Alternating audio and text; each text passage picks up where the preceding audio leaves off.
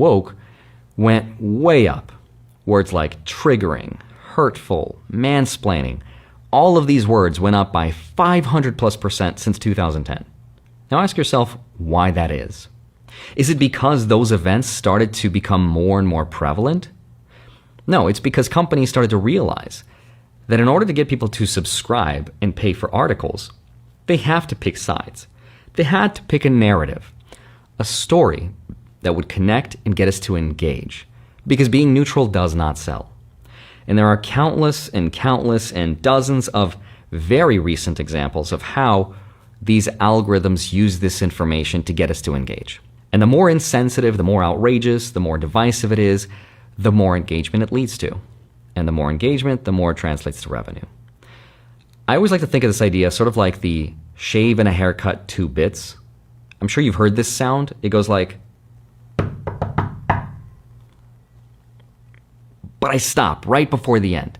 It's incomplete and it's kind of triggering. That is journalism today. It is designed to bait you so you can express your fear and anger and engage. This is intentional because our fear and anger is primal. It's in our DNA. We want to know about things that can hurt us so we can learn from them and avoid them. That's why we're addicted to watching them. It's why we stop at every car crash to look like we haven't seen one. And the algorithms have learned this. This is what I like to call a perversion of economic incentives. Meaning, there's more financial incentive to get us to click and engage than there is in just being neutral.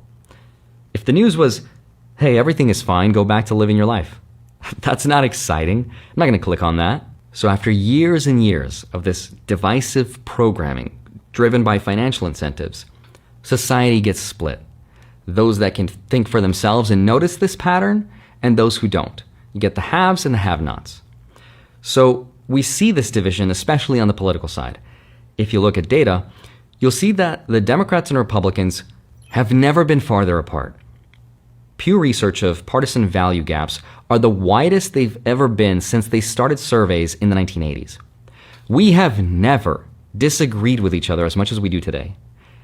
And what's really interesting is that in the 1960s, about half of Republicans and Democrats said they wouldn't mind their child marrying across party lines. Today, only 4% marry across party lines. Once we've created an